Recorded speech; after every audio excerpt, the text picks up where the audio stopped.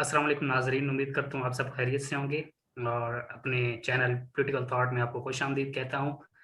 नाजरीन, आज जो हमारा टॉपिक है जिस पे हम बहस करने जा रहे हैं उसका उन्वान है प्रेसिडेंशियल सिस्टम और पार्लियामेंट्री सिस्टम, और स्पेसिफिकली ये पाकिस्तान में कौन सा निज़ाम राइज है और ये कैसे काम करता है। नाजरीन, पूरी दुनिया में हर चीज़ जो मौजूद है जो काम कर रही है उसके पीछे एक निज़ाम, एक सिस्टम मौजूद होता है जो उसको रन करने में मदद दे रहा होता है। इसकी मिसाल मैं एक सादा सी दूं कि जैसे कि हमारे घरों का जो निज़ाम है वो भी एक तरीक़ाकार के तहत चलता है। हमारे घरों में एक हेड होता है, डिफरेंट लोग डिफरेंट जो पोजीशंस होती हैं या डिफरेंट डिपार्टमेंट्स कह सकते हैं उन्होंने संभाले होते हैं। तो ये एक मिलकर एक सिस्टम उस घर को चलाने में मदद दे रहा होता है, उस सिस्टम उस घर को चला रहा होता है। तो यही तरीक़ाकार, अगर हम मुल्कों के निज़ाम की बात करें तो वहाँ भी यही तरीक़ाकार राइज होता है। कोई मुल्क को हेड कर रहा होता है, कोई डिफरेंट डिपार्टमेंट्स को हेड कर रहा होता है, वो उनको चलाने में मदद दे रहा होता है।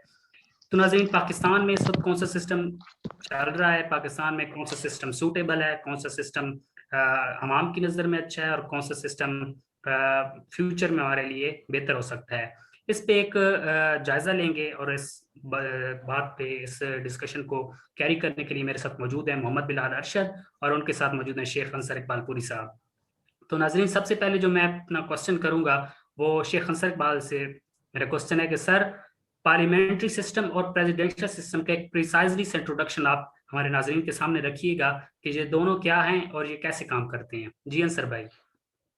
जी, पार्लियामेंट्री फॉर्म ऑफ गवर्नमेंट वो सिस्टम होता है जिस सिस्टम में PM prime minister all the authority जो होती है vested in hand of PM. ठीक है, प्राइम मिनिस्टर के पास सारी अथॉरिटी होती है।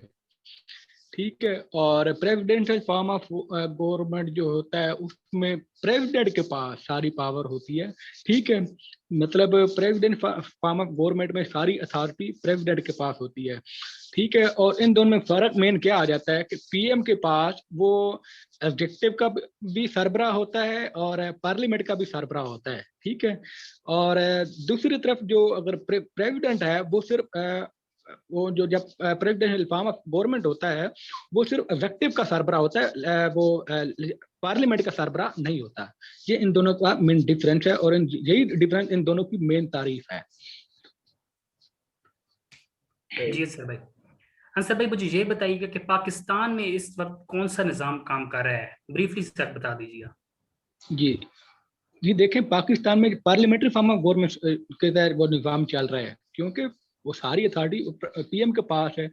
करंटली जो हमारा पीएम है वो इमरान खान है और सारी अथॉरिटी उसके पास है। वो उस अथॉरिटी के तहत जो कि डेलीगेटेड अथॉरिटी कॉन्स्टिट्यूशन को की तरफ से डेलीगेटेड था, उस अथॉरिटी के तहत पूरे मुल्क का निज़ाम जो चला रहे हैं।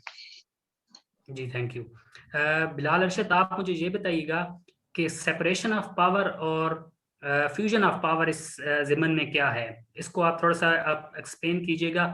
और दूसरी बात, एक और क्वेश्चन मैं साथ ऐड करता चलूँ कि जो फॉर्म ऑफ गवर्नमेंट होती है उसका कल्चर से क्या रिलेशन होता है। आपके नज़दीक जो कल्चरल एस्पेक्ट्स हैं, क्या वो इम्पेक्ट करते हैं किसी मुल्क का फॉर्म ऑफ गवर्नमेंट डिफाइन करने में या नहीं? प्लीज़।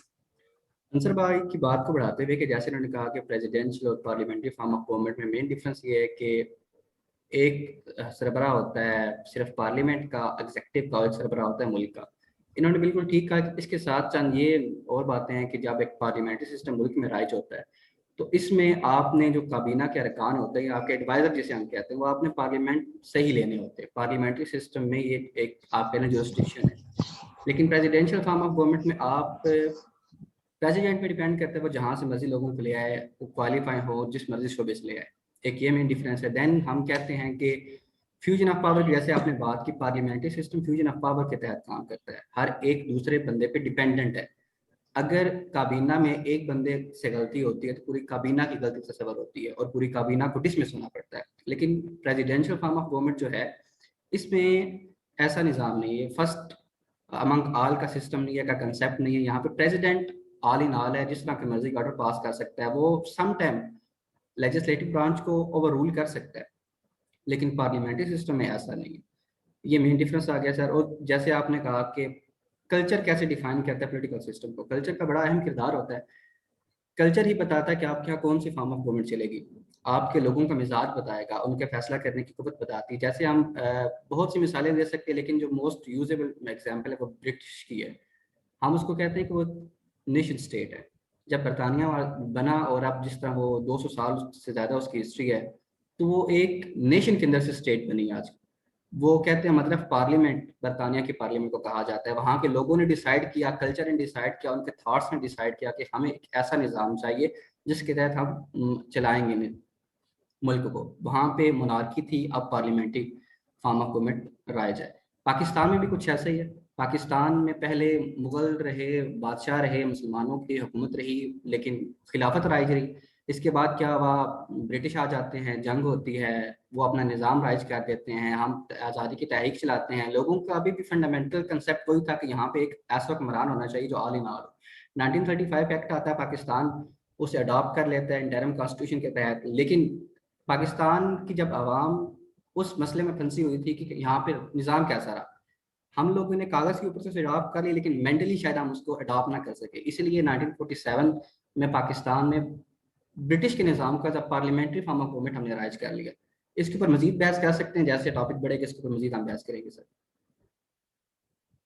जी, मुझे अंसर भाई आप शॉर्टली से ये बताइएगा कि पाकिस्तान में जो मौजूदा निज़ाम काम कर रहा है, आपके ख्याल में क्या ये निज़ाम दुरुस्त सिमत में जा रहा है या इसकी डायरेक्शन को चेंज करने की ज़रूरत है? जी प्लीज़ अंसर भाई, आप सुन रहे हैं हमें? जी जी। पाकिस्तान को वजूद में आते हुए गालिबन 73 साल से ज्यादा हो चुके हैं। ठीक है, तो अब अगर हम देखें कि अब तक पाकिस्तान में कौन सा निज़ाम चलता आ रहा है, वो तकरीबन पार्लियामेंट्री फॉर्म ऑफ गवर्नमेंट ही था जिसके तहत पाकिस्तान के निज़ाम को चलाया गया। ठीक है, अब सवाल तो ये पैदा होता है कि ये निज़ाम जो है पाकिस्तान में किस हद तक कामयाब था और किस हद तक नाकाम था। ये तो हमें एक हर एक के अदवार के ही और उसकी जो है ना सिस्टम की कामयाबियों से ही पता चलेगा कि क्या वाकई ये जो निज़ाम था ये कामयाबी के रास्ते की तरफ हमकिनार हुआ है कि नहीं। देखें, अब तक जो हमारी जो पॉलिटिकली और इकोनॉमिक सिचुएशन है ना, इंटरनेशनल लेवल पे, नेशनल लेवल पे और लोकल लेवल पे है, वो एक वेरी वेरी जो है ना डेंजरस हो चुकी है। ठीक है, और इस जो है हमारे जो पार्लियामेंट्री फॉर्म ऑफ गवर्नमेंट में हमें बिल्कुल इससे बिल्कुल 0% का भी फायदा हासिल नहीं हुआ। ठीक है, तो अब इस हवाले से मैं एक और हाँ, दूसरी बात, पाकिस्तान में मोस्टली जो है 4 मार्शल लॉ लगे हैं और उनका टाइम पीरियड जो है ना वो पार्लियामेंट्री फॉर्म ऑफ गवर्नमेंट से ज्यादा है। ठीक है, कि प्रेसिडेंट मतलब वो डिक्टेटरशिप थे ना, उनका जो टाइम पीरियड है वो पीएम की निस्बत वो ज्यादा है। लेकिन उस दौरान में, हालांकि मार्शल लॉ गैर कानूनी है, लेकिन उन दौरान में पॉलिटिकली और इकोनॉमिक जो स्टेबिलिटी थी ना नेशनल लेवल पे, पाकिस्तान लेवल, वो काफी हद तक बहाल भी थी। तो इसका मतलब ये है कि पाकिस्तान में पार्लियामेंट्री फॉर्म ऑफ जो गवर्नमेंट जो, हालांकि ये एक लीगल गवर्नमेंट है, कॉन्स्टिट्यूशन के तहत गवर्नमेंट, ये तो कभी सूट करता ही नहीं है। मतलब जिस चीज को आप कानून के तहत चला रहे हैं वो तो पाकिस्तान में कामयाब हो ही नहीं रही, और उसकी तारीख की आप कोई भी किसी भी पीएम का आप टेनोर उठा कर देख लें, मतलब वो तो कामयाब हुआ ही जी, नहीं है। इसको और अंसर भाई, एक इसको हम मिनट फर्दर जी, डिस्कस करते हैं। मैं बिलाल से भी शॉर्टली से पूछना चाहूंगा कि आपके नज़दीक आप क्या समझते हैं कि मौजूदा सिस्टम ठीक काम कर रहा है या इसको अमेंड करने की, इसको चेंज करने की जरूरत अब शायद ज्यादा महसूस हो रही है? तो आप क्या समझते हैं इस बारे में? Shortly sir please. Sir as far as 1947 से जब हमने सिस्टम अडॉप्ट किया, मसाइल थे, मुश्किलात थे, हालात मुश्किल थे, तो हम सिस्टम में शुरू में डिलीवर ना कर सके। लेकिन आज पाकिस्तान जिस कंडीशन पे खड़ा है, जिस स्टेज पे खड़ा है, मैं समझता हूँ कि पाकिस्तान ने बहुत अच्छा डिलीवर किया है। जिस अंदाज से बयान किया जाता है कि पार्लियामेंट्री सिस्टम की नाकामियां हैं, जी वो नाकामियां नहीं, खामियां कह सकते हैं आप, इसको इम्प्रूव करने की जरूरत है। जैसे आपने बड़ा सूटेबल लफ्ज़ इस्तेमाल किया कि हम अमेंडमेंट चीज़ों में कर सकते हैं। तो पाकिस्तान ने बहुत अच्छा परफॉर्म किया मेरे नज़दीक। आप पाकिस्तान को 1947 से लेके 2021 तक देख लें, हम कितनी दफ़ा IMF प्रोग्राम में गए हैं। आप अगर स्टैट उठा कर देख लें तो हमने स्टार्ट 1958 से किया। देन हमने अयूब खान के दौर में 3 दफ़ा IMF के पास हम लोग गए। देन 1947 में हमें जाना पड़ा। 1972 में हम किस वजह से गए, क्योंकि हमारा डिबाकल हो गया था बांग्लादेश का। ये किस एरा में हो रहा है। ये भी तो हम उसी, जैसे अंसर भाई ने कहा ना, डिक्टेटरशिप लगी, तो ये चीजें ऐसी थी जो इलीगल थी, इसको आप ना लेकर आते सिस्टम ज्यादा बेहतर डिलीवर कर सकता था, आपने मौका नहीं दिया। 1951 में कॉप होता है जो फील्ड रहता है, मेरे नज़दीक पाकिस्तान बहुत अच्छा परफॉर्म कर गया। मजीद हम इसके ऊपर जैसे आर्ग्यूमेंट आएंगे तो इसके ऊपर बात करेंगे। जी बेहतर, इंशाल्लाह हम नेक्स्ट बात करते हैं इस पे। कर दीजिए सर। जी नाज़रीन, अपनी गुफ्तगू को मज़ीद आगे बढ़ाते हुए एक इंटरेस्टिंग फेज़ की तरफ हम जाना चाहेंगे कि प्रेसिडेंशियल सिस्टम और पार्लियामेंट्री सिस्टम, इसकी जो डिबेट है पाकिस्तान में काफ़ी ज़्यादा मकबूल रही है।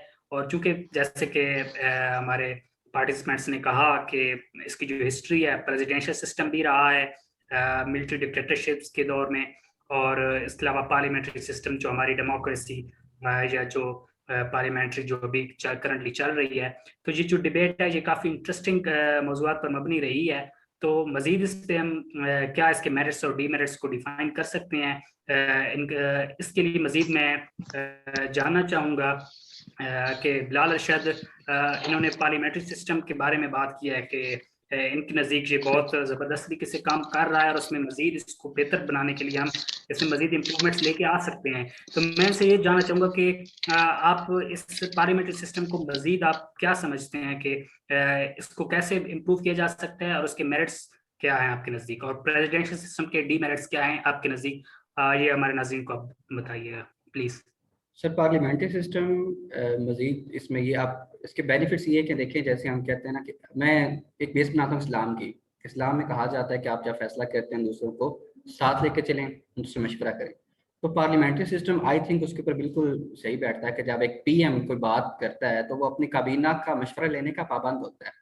वो कुछ सोल डिसीजन नहीं कर सकता, वो फर्स्ट अमंग आल होता है, लेकिन वो आल इन आल नहीं होता। तो पार्लियामेंट्री फॉर्म ऑफ गवर्नमेंट उसको कहती है कि जनाब आपने कोई फैसला करना है, आपने दोस्तों को लेकर साथ चले, आपने आवाम की राय का एहतराम करना है, आपने जो लेजिस्लेचर बनाई है आपने उसके फैसलों का एहतराम करना, आप उसके खिलाफ नहीं जा सकते हैं।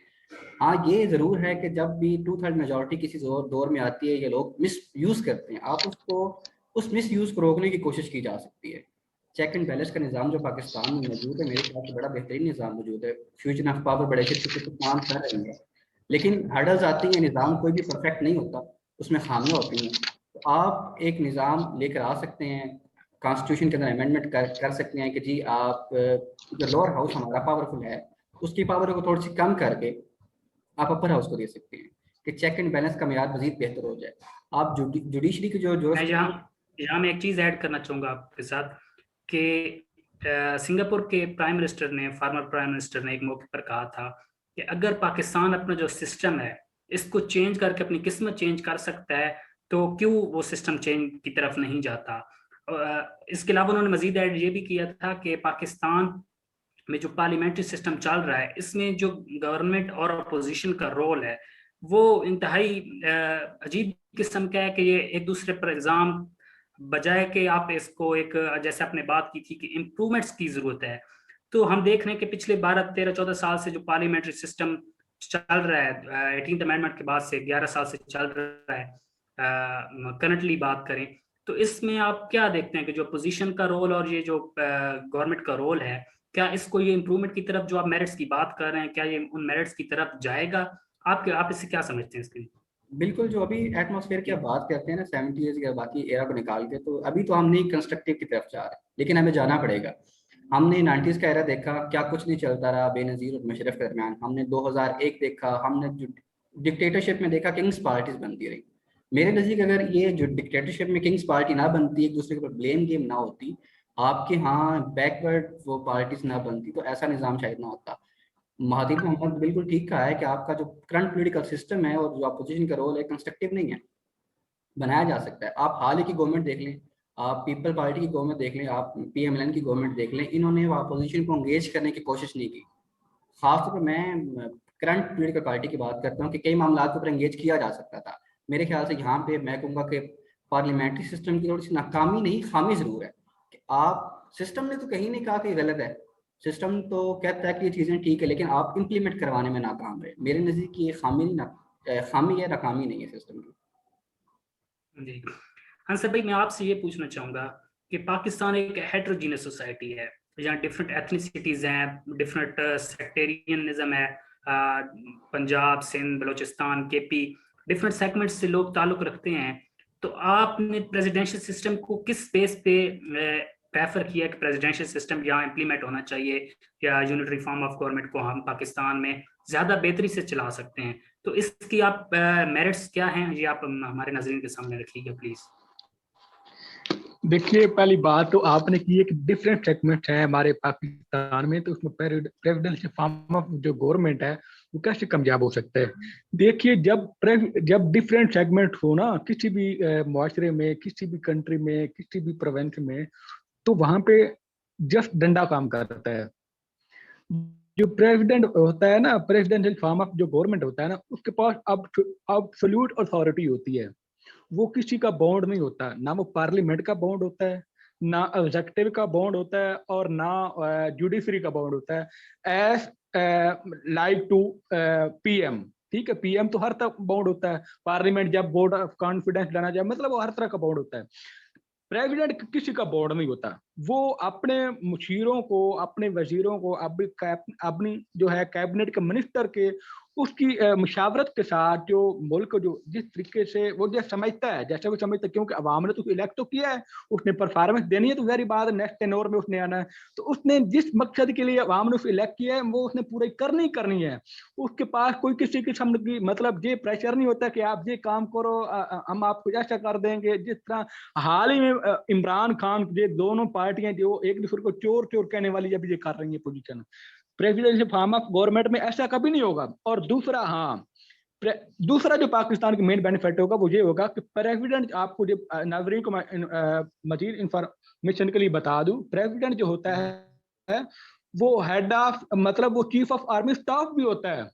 तो इसका मतलब ये है कि चीफ ऑफ आर्मी स्टाफ जो वो प्रेसिडेंट के अंदर होगी, ठीक है।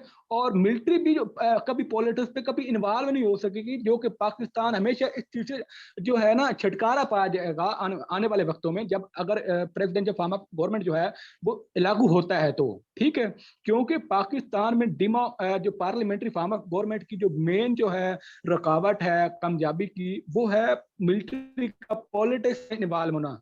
प्रेसिडेंशियल फॉर्म ऑफ गवर्नमेंट में ऐसा कभी नहीं होगा, ठीक है, ठीक है। लेकिन अंसर भाई, मैं यहाँ एक आपसे क्वेश्चन करना चाहूंगा कि जो हमारी हिस्ट्री है, 70 ईयर्स ऑफ हिस्ट्री, इसमें अगर आप देखें तो 3 फुल फ्लेज मार्शल लॉज रहे हैं, उनने प्रेसिडेंशियल फॉर्म ऑफ गवर्नमेंट ने काम किया है, प्रेसिडेंट ने लीड किया है। बट अनफॉर्चुनेटली वो, चूंकि वो थे तो लेजिटिमेट नहीं, जराए से नहीं आए थे, उन्होंने एक इलीगल वे से गवर्नमेंट पे कब्जा किया था। लेकिन उनका जो टेन्योर रहा है वो प्रेसिडेंशियल सिस्टम रहा है। तो क्या उसकी उसमें कुछ बेहतरी आपको नजर आई है उस प्रेसिडेंशियल सिस्टम में, उन 3 अदवार में, जिस बेस पे आप कह सकते हैं? क्योंकि अभी आपने बात की है ना कि प्रेसिडेंशियल सिस्टम अगर होगा तो जो मिलिट्री है वो भी अपनी लिमिटेशंस में, या जो एस्टेब्लिशमेंट है वो भी अपनी तो क्या आप समझते हैं कि इसको हम?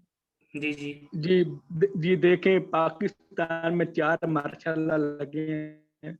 अयूब खान ने लगाया, याह्या खान ने लगाया, जनरल जिया ने लगाया, और आखिरी जो लगा और की पॉलिटिकली और इकोनॉमिक स्टेबिलिटी और इसकी जो है ना रिफॉर्मेशन आप उठाकर देख लें, पाकिस्तान में इन अदवार में पीक लेवल पे गया, पॉलिटिकली तौर पे भी और इकोनॉमिक लेवल के तौर पे भी।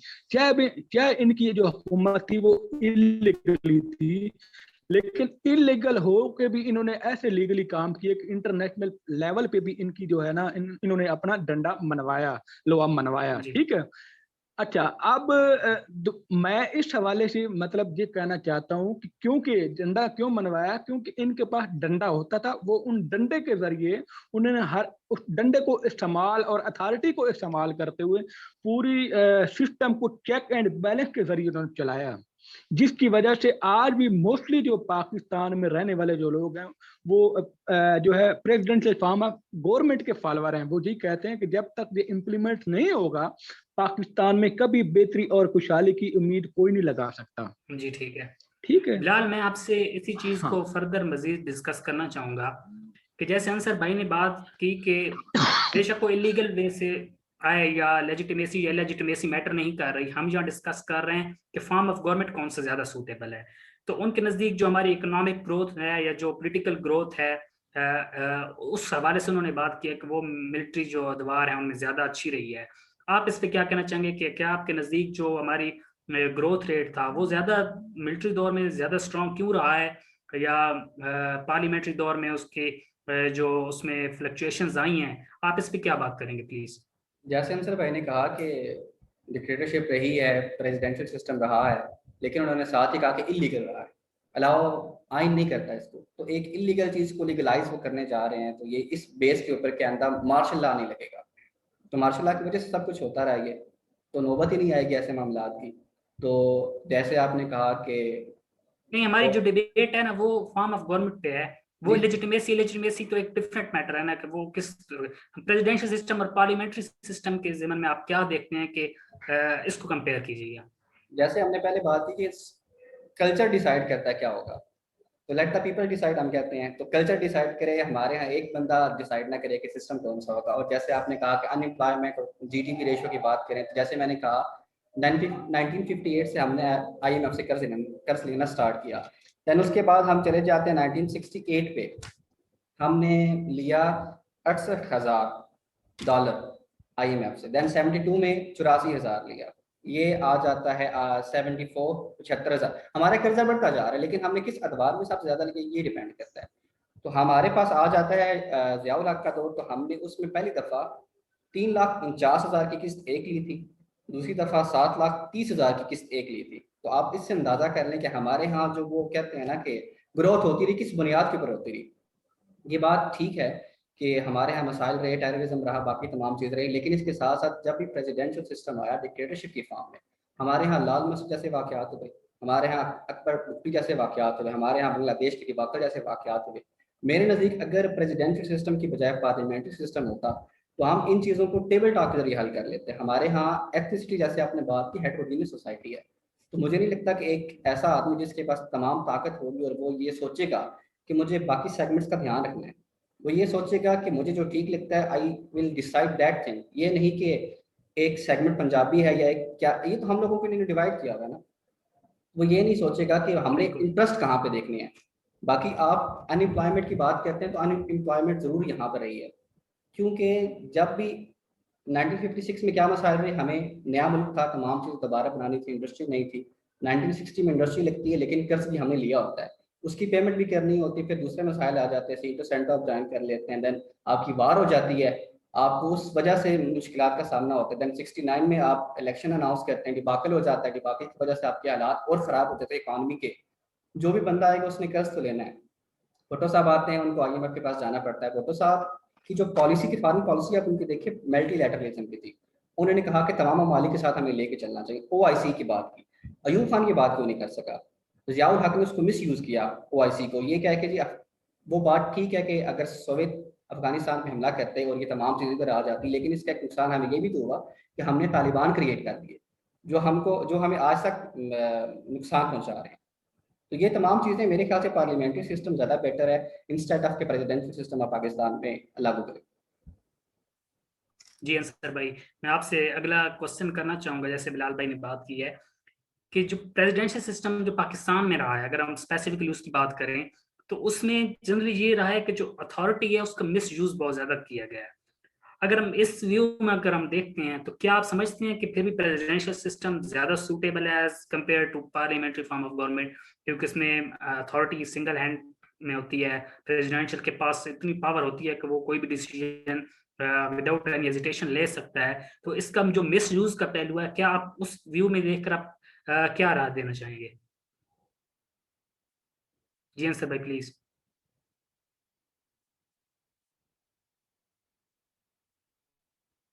जी पहली बात तो ये है कि वो जगह जहाँ पे कॉलोनीज रही है, ठीक है, ब्रिटिश की या किसी और कंट्रीज की, आप वहाँ कोई भी मुल्क उठाकर देख लें, उसमें सेमी प्रेसिडेंशियल सिस्टम नहीं है, क्योंकि वहाँ का कल्चर भी इस चीज की इजाजत नहीं देता। इंडिया में देख लें पार्लियामेंट्री फॉर्म ऑफ गवर्नमेंट है, कामयाब है। बांग्लादेश में देख लें पार्लियामेंट्री फॉर्म ऑफ गवर्नमेंट है, but unitary form of government है, कामयाब है। इसी तरह हम बाकी भी कंट्री में देख लें, unitary parliamentary form of government plus unitary form of government. Semi presidential में अगर है तो गालिबन को 10-15% कंट्री, पूरी दुनिया के 10-15% कंट्रीज में होगा जो कि ये वहाँ की कल्चर की, जो कि उनके कल्चर की पैदावार है। तो मैं नहीं समझता कि पाकिस्तान में जो सेमी प्रेसिडेंशियल सिस्टम जो है कभी कामयाब होगा, क्योंकि इसका तो किसी को पता ही नहीं है लफ्ज का इस्तेमाल। तो बात की बात, इस चीज का किसी को पता ही नहीं है कि सेमी प्रेसिडेंशियल सिस्टम क्या होता है। ठीक है जी सही है।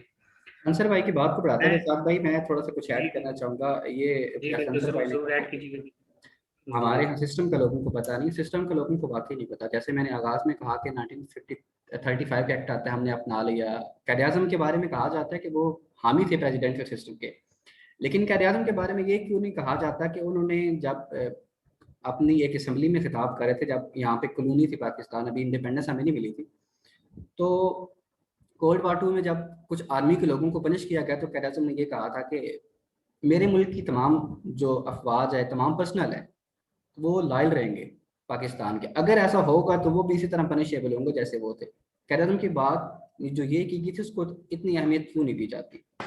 पार्लियामेंट्री सिस्टम की खामियों में से खामी ये, हमारे यहाँ जो फ्यूडल सिस्टम था उसको अबॉलिश नहीं किया गया। इंडिया ने उसे 1948 में अबॉलिश कर लिया। हमारे यहाँ केस चलता रहा, उसका मैं हवाला देना चाहूँगा कि एक केस किया गया फेडरल, एक केस किया गया था जी, एक मिनट मुझे, जी कजल बख्श वफाक, कजल बख्श वफाक वर्सेस लैंड कमिश्नर की तरफ से केस था। ठीक है, 10 अगस्त 1989 को फैसला आता है 3 वर्सेस 2 का, और कोर्ट डिसाइड करती है जो लैंड रिफॉर्म्स हैं ये अन इस्लामिक है। कोर्ट ने ये फैसला दे दिया कि जब गवर्नमेंट आएगी 1989 के बाद जो भी, वो लैंड रिफॉर्म्स नहीं कर सकती है। अब यहाँ पर सिस्टम की खराबी आप कहेंगे, सिस्टम ने तो कहा था आप करें, आप के जो इसको इंटरप्रेट करने वाले थे उन्होंने ऐसे इंटरप्रेट किया, या जो भी केस में हुआ, लेकिन फैसला जो निकला, असर तो फैसला रखता है, उसमें नाकामी रहे। आप स्टेबिलिटी की बात देख लें, कहते हैं जी स्टेबिलिटी रही प्रेसिडेंशियल फॉर्म ऑफ गवर्नमेंट में जब डिक्टेटरशिप आई। कहाँ पे स्टेबिलिटी रही? 1960s देख लें आप, 65 की वार हो जाती है, जिया साहब आते हैं, तालिबान में चले जाते हैं हम लोग, मुशर्रफ आते हैं तो क्या होता है, हमें वार लड़नी पड़ती है, भुट्टो साहब आते हैं तो उनको IGI वाले मसाइल का सामना करना पड़ता है, नवाज शरीफ और बेनज़ीर आती हैं, तो उस दौर में भी हमें स्टेबिलिटी किसी और दौर में नहीं मिली। और ये जो मिसाल दी जाती है कि प्रेसिडेंशियल में या डिक्टेटरशिप में स्टेबिलिटी रही है, ये मेरे ख्याल से एक बेसलेस एग्जाम्पल है जिसकी बात की जाती है। और अंसर भाई ने ठीक कहा कि जहाँ पे कॉलोनीज रही हैं वहाँ पे निज़ाम रहा, हम दूसरी कॉलोनीज के पाबंद नहीं है। हमने अपने कल्चर को देखना, अपने लोगों को देखना है, लोग क्या चाहते हैं। 18th अमेंडमेंट जब से हुई है मामला कुछ बेहतर होने लग गए हैं। ये ज़रूर बात ठीक है कि इसके ऊपर मजीद काम करने की ज़रूरत है, लेकिन मेरे नज़दीक मामला को एड्रेस किया गया है। आप देख लें, पश्तून मूवमेंट की बात होती रही, सिंधु देश की बात होती रही, बलूचिस्तान को आज़ाद करने की बात होती रही, तमाम चीज़ें अब दम तोड़ चुकी हैं। हम पाकिस्तान को आगे लेके जा रहे हैं, हम मसाइल को एड्रेस करने की तरफ जा रहे हैं। ये नहीं कह रहे कि नहीं, अगर आप हमारी बात नहीं मानते तो आपके खिलाफ मिलिट्री ऑपरेशन होगा उन अनासर के खिलाफ जो रियासत को नुकसान पहुंचाना चाहते हैं। रियासत के शहरियों के खिलाफ हम ऑपरेशन नहीं करना चाहते, क्योंकि हमारे यहाँ फैसले मशावरत से होते हैं। किसी एक बंदे के पास पावर नहीं है जो सब कुछ डिसाइड कर लेगा। इसमें एक और फैक्टर भी मैं ऐड करना चाहूंगा कि यूजुअली जो हमारे प्रेसिडेंशियल सिस्टम की बात की जाती है वो मिलिट्री दौर में जो रही है प्रेसिडेंशियल सिस्टम, उससे उसकी मुनासबत से बात की जाती है। क्वेश्चन ये है कि जो एक्चुअली जो उसकी एक्चुअल सेंस है प्रेसिडेंशियल सिस्टम की, वो है थ्रू डायरेक्ट इलेक्शन। लोग डायरेक्टली अपना प्रेसिडेंट खुद इलेक्ट करें, वो तो पाकिस्तान अभी तक ऐसा नहीं हुआ। तो आप इस चीज को थोड़ा सा हाईलाइट कीजिएगा कि अगर पाकिस्तान के लोग डायरेक्टली किसी बंदे को वोट देते हैं, प्रेसिडेंट इलेक्ट करते हैं, तो उसका क्या उसकी क्या प्लेस होगी, वो किस जगह लाई करेगा? क्योंकि जो प्रेसिडेंशियल सिस्टम पास्ट में रहे हैं पाकिस्तान में, वो डायरेक्ट इलेक्शंस के थ्रू या उनमें लोगों का प्रेरोगेटिव नहीं रहा, लोगों की उनमें मर्जी नहीं रही, वो फोर्सफुली या इलेजिटिमेट वे से पावर में आए थे। बट अगर लोग डायरेक्टली वोट करते हैं किसी प्रेसिडेंट को, तो उस हवाले से आप क्या कहना चाहेंगे बिलाल? जी सर, आपने ये बात बड़ी काबिल गौर है कि अगर लोग डायरेक्ट वोट लेकर आते हैं तो इट मैटर्स लोगों ने उसको भेजा है, लोग डिसाइड करेंगे कि वो निज़ाम का हिस्सा रहेगा, या जब लोग डिसाइड करेंगे निज़ाम का हिस्सा नहीं रहेगा, वो ये ध्यान रखेगा कि मुझे 5 साल बाद, 3 साल बाद वापस आवाम में जाना, आवाम की ख्वाहिशात को, मर्जियों को देखना पड़ेगा। आप फैसला खुद नहीं कर सकते। जब आपके पास ताकत होती है और आपको ये खतरा नहीं होता आपको हटाने वाला कोई, तो पाकिस्तान में जैसे फैसले होते रहे वैसे फैसले होते रहते हैं। लेकिन अगर जैसे आपने बात की इस चीज़ को बेस बनाया जाए, तो जो प्रेसिडेंशियल सिस्टम पाकिस्तान में आएगा वो वोट लेकर आएगा, तो निज़ाम बेहतर हो सकता है मेरे ख्याल से। और ये ठीक है, हम कहते हैं इस्लाम के कंसेप्ट को देखते हुए, इस्लामी कंसेप्ट को, ये खिलाफत के नज़दीक ज़रूर है, लेकिन टेंडेंसी जो रही है सर कि मिस यूज़ होती रही है। तो एक खदशा ये भी है कि अगर आप इस सिस्टम को ले आते हैं तो निज़ाम जो कुछ बेहतर हुआ है वो मजीद डैमेज ना हो जाए, आपको ये भी मद्देनजर चीज़ रखनी होगी। जी, मैं आपकी बात को मजीद आगे बढ़ाते हुए अंसर भाई से क्वेश्चन करना चाहूँगा कि अंसर भाई, लोग अक्सर बात कर रहे होते हैं कि मुशर्रफ दौर से के हवाले से बात करते हैं, क्योंकि लोगों का जो मेन फोकस होता है वो इन्फ्लेशन से रिलेटेड होता है, अनएम्प्लॉयमेंट से रिलेटेड होता है। तो आपके नज़दीक लोग क्यों मुशर्रफ दौर से इस चीज़ को रिलेट करते हैं कि वो दौर अच्छा था, या प्रेसिडेंशियल सिस्टम की जब मौजूदा इस टाइम जो लोग बात कर रहे होते हैं उनका अक्सरियत का जो पॉइंट होता है वो मुशर्रफ दौर से रेफर कर रहा होता है, उनका जो रेफरेंस पॉइंट होता है वो मुशर्रफ दौर होता है। आपके नज़दीक इस चीज़ की क्या वजह है कि लोग क्यों उस दौर को ज़्यादा पसंद करते हैं, और उस वजह से आज जो डिबेट अक्सर हो रही होती है हमारे मुआशरे में, वो प्रेसिडेंशियल सिस्टम की सपोर्ट में होती है? इसकी क्या वजह हो सकती है? आप इस पे कुछ कहना चाहेंगे?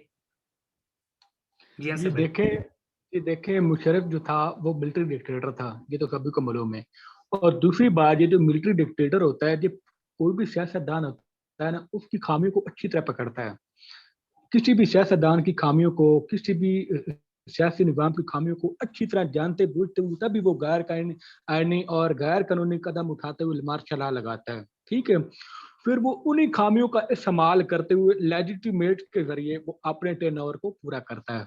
ठीक है, अब वो खामियां क्या थी कि पाकिस्तान में एट दैट टाइम जब मुशर्रफ ने मार्शल लॉ लगाया, करप्शन बहुत ज्यादा थी, अनएम्प्लॉयमेंट बहुत ज्यादा थी, महंगाई बहुत ज्यादा थी, कर्जे बहुत ज्यादा लिए जा रहे थे। ये जो मुशर्रफ से पहले दो टेंडर आए, पीपल पार्टी और नून लीग के, और इसके अलावा और भी बहुत सारी चीजें हैं। ठीक है, अब मुशर्रफ ने इन चीज को बेहतर कैसे किया भाई? वो मुशर्रफ जो है एक तरह का वो मार्शल लॉ लगाकर वो एक निजाम ले आया था, वो मुआशी पैकेजेस और इकोनॉमिक पॉलिटिकली पैकेजेस लेके आया था, और उसने वो जो है ना, उसने एक प्रॉपर तरीके से अपने अथॉरिटी का इस्तेमाल करते हुए प्रॉपर तरीके से उसको एक लेजिटिमेट करके एक चेक एंड बैलेंस के जरिए उस सिस्टम को कामयाब करके चलाया, जिसकी वजह से आज हम कहते हैं कि मुशर्रफ का दौर बहुत ज्यादा बेहतर दौर था। और दूसरी बात ये कि मुशर्रफ जो है वो नेशनल और इंटरनेशनल लेवल के जो इंटरेस्ट थे उनको अच्छी तरह समझता था। ठीक है, जिस तरह उसने मतलब जे हम देखते हैं जे 9/11 के बाद जो अमेरिका ने अफगानिस्तान पे हमला किया, तो मुशर्रफ बेसिकली जो समझता था कि अगर हमें अमेरिका की इमदाद ना की जाए, अमेरिका को हमने सपोर्ट ना की, तो इसमें हमारा नुकसान होगा। मतलब था तो मिलिट्री डिक्टेटर, लेकिन उसने एक बड़ा जो है ना मजबूत और दिलेराना जो है ना फैसला किया कि अमेरिका की मदद जो है अमेरिका को असिस्टेंस दी, और असिस्टेंस के बदले अमेरिका को मतलब अमेरिका ने इकोनॉमिक जो है ना रिलीफ दिया पाकिस्तान को। तो इस वजह से पाकिस्तान को जो है ना मुआशी जो है ना कंडीशन वो बहुत बेहतर रही। और बाकी रही एम्प्लॉयमेंट की बात है कि फिर रोजगार, महंगाई वो कैसे कंट्रोल होती है? जाहिर बात है, जब आपके पास वो रिजर्व जो है, वो करंट अकाउंट जो डेफिसिट उसको आपने कंट्रोल किया हो, फिर उसके पास आपके इंटर बैंक में जो है वो पैसे पड़े हों, डॉलर पड़े हों, तो जाहिर बात है महंगाई तो कंट्रोल होगी होगी। लेकिन अब एम्प्लॉयमेंट कैसे कंट्रोल होगी कि मतलब रोजगार कैसे वो उसने रोजगार को उसने कैसे वो फैसिलिटेट किया था लोगों भाई? उसने जो है ना इंडस्ट्रियल और इकोनॉमिक जोन को उसने बहुत एक्सपैंड किया। ठीक है, मैं नाजरीन को भी यही कहना चाहूंगा, अगर आपने मुशर्रफ के इंडस्ट्रियल और इकोनॉमिक जोन को जिस तरीके से एक्सपैंड किया, आप गूगल से उठा कर देख लें, आप हैरान रह जाएंगे। जो काम मुशर्रफ ने किए वो पाकिस्तान की तारीख में किसी पीएम ने नहीं किया। ये मैं आप लोगों को बात बता दूं इस वजह से। और दूसरी बात ये वो लोग मुशर्रफ बार बार यही है कि मुशर्रफ ने 7 साल जो काम किए हैं वो कोई पाकिस्तान की तारीख में एक सियासतदान प्राइम मिनिस्टर नहीं कर सका जो मुशर्रफ ने 7 सालों में कारकर्दगी जो है दिखाई है अवाम को, पाकिस्तानी अवाम को, जिसकी वजह से अब आज हम सब मुशर्रफ के जो है ना तारीफ के जो तारीफ जी अंसर भाई, करने पे आपके का मजबूर। मतलब है कि जो लोगों का जो मेजर कंसर्न होता है वो रिलेटेड होता है उनके जरिए मुआश से, कि उनकी इनकम कितनी है, उनका जो डेली रूटीन है उसमें कोई रेजिस्टेंस तो नहीं आ रही, उनकी जो आमदन है, जो महंगाई है, लोगों को जो मेजर जो कंसर्न होता है वो इन चीज़ों से रिलेटेड होता है।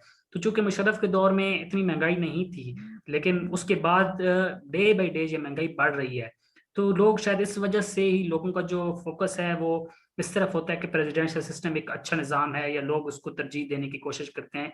और इसी हवाले से सुप्रीम कोर्ट में पिछले साल एक दरख्वास्त भी दायर की गई थी, जो कि बाद रिजेक्ट हो गई। बट कहने का मतलब यह है कि लोग जो माश के रिलेटेड चीज़ें हैं, या जो अपने उनके ज़ात के लिए जो चीज़ अच्छी होती है वो उस चीज़ को कंसर्न करने की कोशिश कर रहे होते हैं। लेकिन अगर हम देखें तो दोनों सिस्टम जो है वो एक ब्रॉड स्पेक्ट्रम में अगर उनको हम देखें तो ये दोनों सिस्टम अगर चला इम्प्रूव्ड हो तो ज़्यादा अच्छे से चल सकते हैं। बात को मज़ीद मैं आगे बढ़ाना चाहूँगा।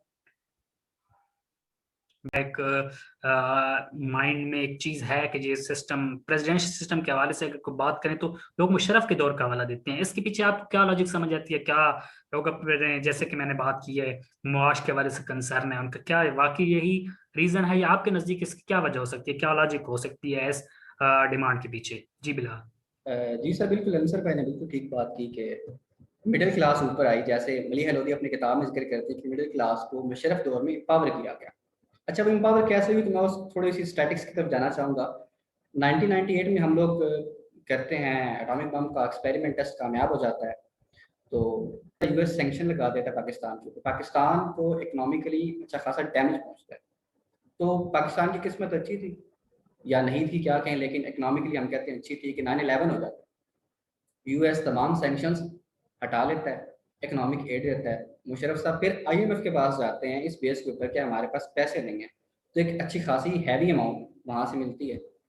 अंसर भाई ने ठीक बात की कि हमारे यहाँ इंडस्ट्रियलाइजेशन उनके दौर में हुई, बिल्कुल ठीक हुई, टेक्नोलॉजी आई, तमाम चीज़ें बेहतर हुई, मिडिल क्लास ने इम्प्रूव किया उनकी, लेकिन अनएम्प्लॉयमेंट जरूर कम है, इन्फ्लेशन फिर भी वहाँ पे रही। आप देख लें 2001 से 2012 तक इन्फ्लेशन की फिगर आप देखेंगे तो आपको मिलेगा कि मुशर्रफ दौर में इन्फ्लेशन कहाँ से स्टार्ट हुई, 3.15% से स्टार्ट होकर सर ये गई है 20.29 तक। ये वर्ल्ड बैंक की रिपोर्ट के मुताबिक है। आप अंदाजा लगाएं इस दौरान क्या कुछ होता रहा, इकोनॉमिक स्टेबिलिटी रही नहीं रही, किस तरह की चीज़ें होती रही, क्योंकि पाकिस्तान के अंदर टेररिज्म के ऊपर ऑपरेशन हो रहा था, स्टेबिलिटी नहीं थी। जहाँ पे बेनिफिट की बात करते हैं वहाँ पे मेरे नज़दीक 2-3 मसाइल ऐसे थे जो नहीं होने चाहिए।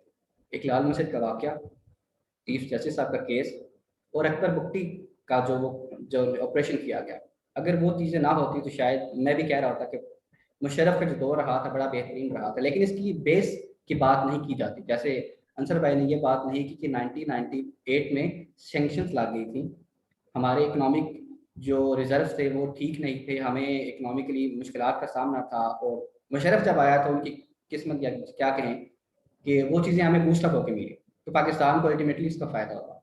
तो आप कह सकते हैं कि मुशर्रफ का दौर कंपैरेटिवली बाकी एरा से काफ़ी बेहतर रहा। जी, इसी चीज़ को मैं फर्दर आगे एक्सटेंड करूंगा, बात को बढ़ाऊंगा अपने प्रोग्राम के अख्ताम की तरफ चलते हुए, कि इस चीज़ को आप 18th अमेंडमेंट की रोशनी में आप क्या देखते हैं कि 18th अमेंडमेंट के बाद उससे पहले की सिचुएशन, आप इस चीज़ को थोड़ा सा हाईलाइट कीजिएगा नाजरीन के लिए बिलाल। सर 18th अमेंडमेंट से पहले, जैसे मैंने पहले बात की, किसी भी देश की बात होती रही, बलूचिस्तान को आज़ादी देने की बात होती रही और पख्तून के अंदर मूवमेंट चलती रही, लेकिन जब 18th अमेंडमेंट आई और एनएफसी अवार्ड की बात हुई और तमाम चीज़ों की बात हुई कि हम पैरिटी लेकर आएंगे, सूबों को साथ लेकर चलेंगे, हम डेवोल्यूशन ऑफ पावर देंगे, ये तमाम चीज़ें तो सूबों में सेपरेटिस्ट जो मूवमेंट्स थी वो दम तोड़ गई। अब मसाइल ज़रूर हैं, हमें इकनॉमिक बेस के ऊपर, हमें टैक्स रिफॉर्म्स के ऊपर काम करने की ज़रूरत है, हमें 18th अमेंडमेंट को मजीद इम्प्रूव करने की ज़रूरत है मेरे ख्याल से, बजाय इसके कि आप इसे अबॉलिश कर दें। तो सिस्टम स्ट्रेंथन होगा 18th अमेंडमेंट के बाद। हाँ ज़रूर मुश्किलात हैं, क्योंकि 2010 में ये अमेंडमेंट आई सर, और आज 2021 है, आप हिसाब लगा लें, इस दौरान इस अमेंडमेंट के ऊपर रत्ती बराबर काम नहीं हुआ। तो एक सिस्टम को आप स्टैग्नेट करके कैसे चला सकते हैं? सिस्टम तो हमेशा इवॉल्व होता रहता है और आपको सिस्टम के साथ बदलना होता है। आपके कहने का मतलब है कि जो हमारी पॉलिटिकल पार्टीज हैं, चाहे वो गवर्नमेंट में रही हैं या पोजीशन में रही हैं, उनका जो रोल है उसमें कहीं कमी है। अंसर भाई, आप इस बारे में क्या कहेंगे कि जैसे बिलाल ने बात की है कि 11 साल हो गए अमेंडमेंट को, लेकिन हमें कुछ इंप्रूवमेंट नजर नहीं आ रही। तो आप शॉर्टली सा 1 मिनट में इस चीज को डिफाइन कीजिए कि पॉलिटिकल पार्टीज के संबंध में क्या रोल होना चाहिए और क्या रहा है 10-11 साल में 18th अमेंडमेंट के बाद से। जी अंसर भाई। देखें, पहली बात हो जाए कि 80 अमेंडमेंट जो बेसिकली हम इसको दूसरा नाम दे सकते हैं प्रोविंशियल ऑटोनॉमी, ठीक है। इसके बाद प्रोविंशियल को ज्यादा से ज्यादा खुद मुख्तारी दी गई, जो कि जो है ना पाकिस्तान की जो सियासतदानों है ना, उन्होंने अपना गला खुद घोटा है 18 अमेंडमेंट के बाद, ठीक है। बिलाल ने बिल्कुल बात जो है बिल्कुल बजा की है।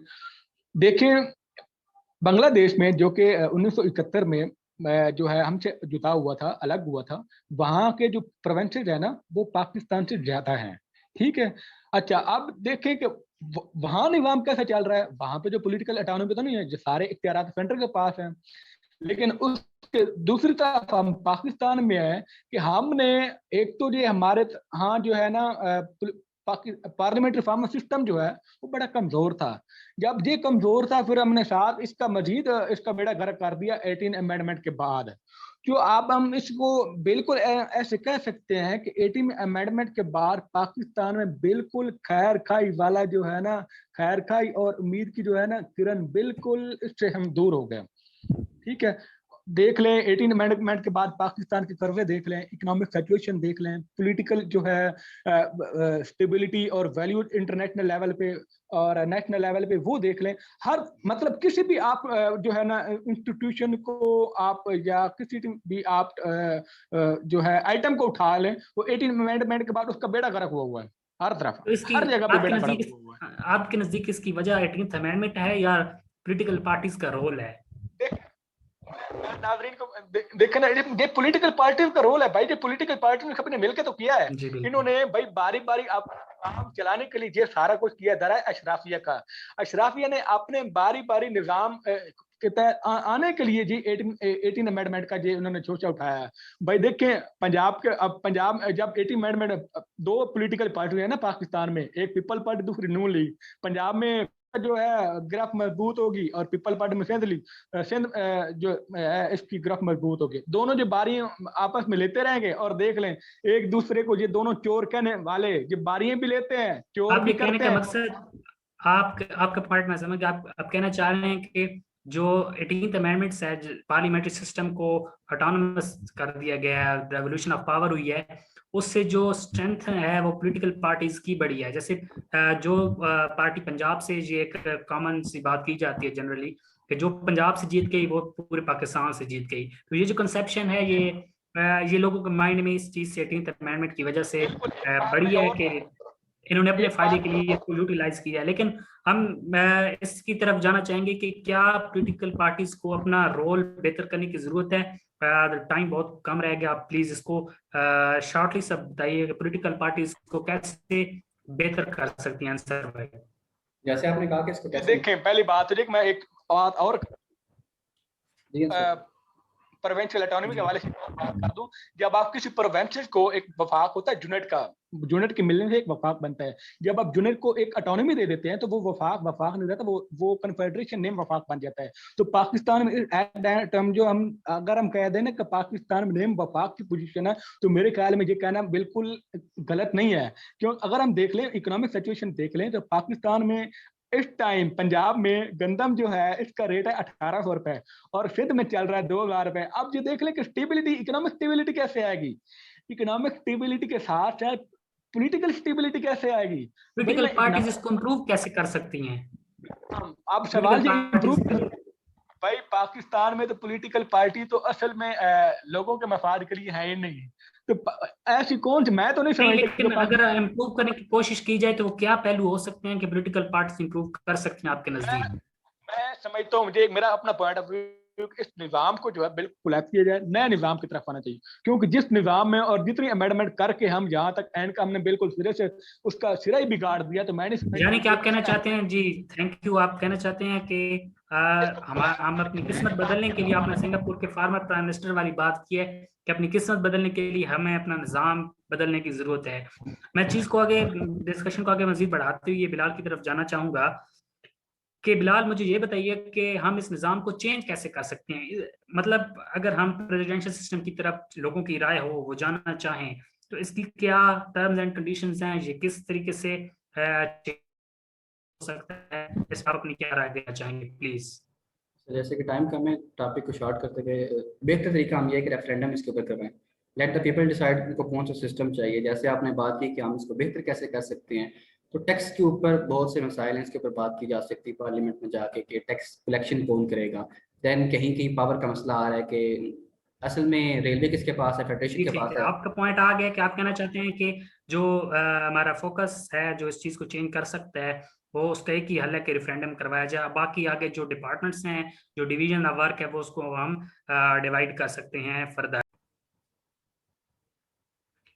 जी नाज़रीन, जैसा कि आपने आज की हमारी इस बहस को सुना जिसमें दोनों हमारे पार्टिसिपेंट ने बड़ी डिटेल के साथ प्रेसिडेंशियल सिस्टम और पार्लियामेंट्री सिस्टम के मेरिट्स डिमेरिट्स को डिस्कस किया और पाकिस्तान के कल्चर के साथ उसकी क्या लिंकेज हो सकती है, कौन सा सूटेबल है, कौन सा काम कर रहा है, उसमें इम्प्रूवमेंट हो सकती है, यानी ये सारी चीज़ें आपने हमारे आज के इस डिबेट में आपने सुनी।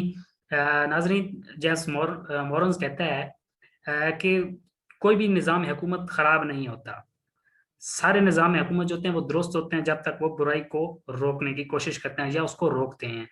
तो नाजरीन, कोई भी निज़ाम, चाहे वो पार्लियामेंट्री हो चाहे वो प्रेसिडेंशियल सिस्टम हो, जो बेसिक मकसद होना चाहिए एक फॉर्म ऑफ गवर्नमेंट का, जो गवर्नमेंट की जिम्मेदारी है वो है बुराइयों को, मैल प्रैक्टिस को, करप्शन को, इन चीज़ों को रोकना और लोगों को एक सूटेबल या एक स्टेबल मुआशरे का क्याम करके देना, लोगों की वेलफेयर के लिए काम करना और लोगों को एक गुड गवर्नेंस डिलीवर करना गवर्नमेंट की जिम्मेदारी होती है।